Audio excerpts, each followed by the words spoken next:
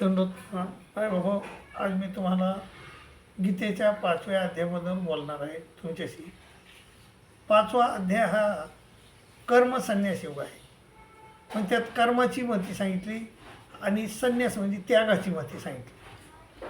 तर त्यामध्ये प्रथम एंट्री अर्जुनाची अध्याय सुरू होण्यापूर्वीच अर्जुन बोलतो. तर तो काय म्हणतो की देवा म्हणतो, संन्यासम कर्मणाम कृष्ण पुनर्योगम च संशिशी यत श्रेय तयोरकम तन्मे ब्रूहि सुनिश्चितम.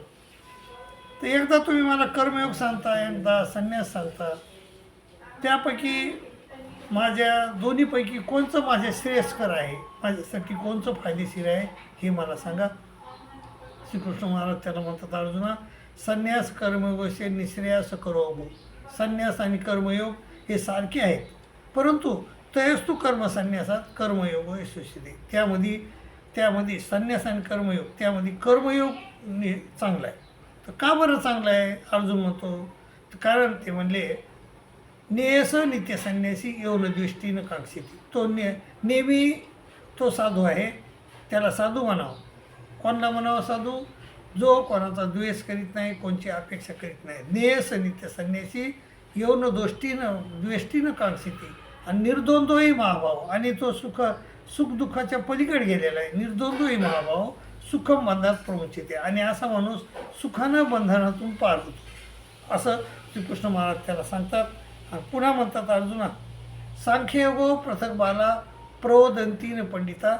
म्हणजे सांख्य आणि योग आणि कर्मयोग हे वेगळेच असं अज्ञानी लोक म्हणतात. सांख्ययोगो पृथक बाला प्रवदंतीने पंडिता, ते वेगळे समजत नाहीत पंडित लोक. पण एकम पेशी समजूर भैरविंदते फलम. जो कोण्याही एका याचं आचरण केलं तर एकच फळ मिळते. एकम पेशी समजूर भैरविंदते फलम. दोन्ही कोण्याही एकाचं आचरण केलं तर एकच फळ मिळते. तर आणि यत सांख्य प्राप्यते स्थानम तदो गैरपी गमते एकम सांख्यमचं योगमचं हे पसिती. आणि संन्यास आणि कर्मयोग एकच आहे असं जो पाहतो. संन्यासामध्ये तेच फळे, आता तुम्ही आणि कर्मयोगाचं तेच फळे असं जो पाहतो तो खरा पाहतो, तो खरा ज्ञानी आहे असं समजावं लागेल.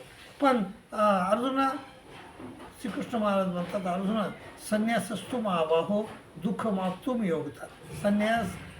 जो संन्यास आहे तो जर कर्मयोग आचरल्याशिवाय जर संन्यास घेतला तर अगोदर कर्मयोग आचरायला पाहिजे. म्हणजे ग्रस्ताश्रमात राहायला पाहिजे आणि ग्रस्ताश्रमात राहून मग संन्यास घ्यायला पाहिजे. संन्यासस्तु महाभाव दुःख माप्तुम योगता.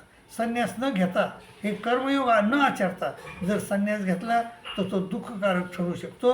पण योगयुक्तो निर्ब्रह्म. आणि ज्यानं हा ग्रस्ताश्रमाचं आचरण केलं, योगयुक्तो निर्ब्रह्म न चिरेना दिगच्छति, लवकर तो ब्रह्मप्राप्तीला जाऊ शकतो.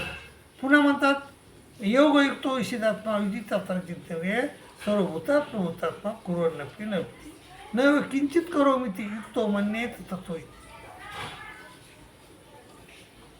पश्चिम सुरू कोणीही माणूस क्षणभरही कर्म केल्याशिवाय राहू शकत नाही. नैव किंचित करोमिति युक्तो मन्येत तत्त्वई.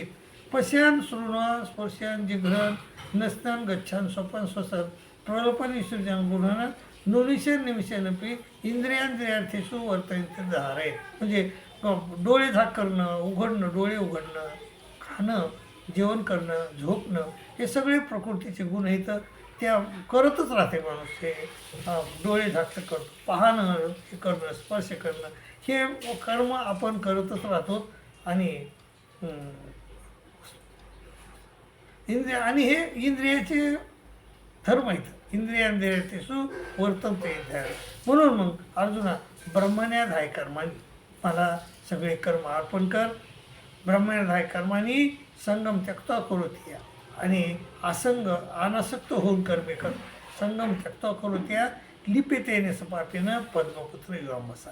आणि तू कोण्याही पापाला लिपित होणार नाहीस. कसं नाही होणार नाही? जसं कमळाचं पाण्यात राहून देखील सडत नाही, तसं तू सडणार नाहीस. अशा अत्यंत मोलाचा उपदेश श्रीकृष्ण महाराजांना अर्जुनाला दिलेला आहे बाबा, हो हे मी तुमच्या पुढे ठेवला, तुम्हाला आवडेल अशी मी अपेक्षा करतो. तुमची रजा घेतो. दंडोत प्रणाम, दंडोत प्रणाम, दंडोत प्रणाम.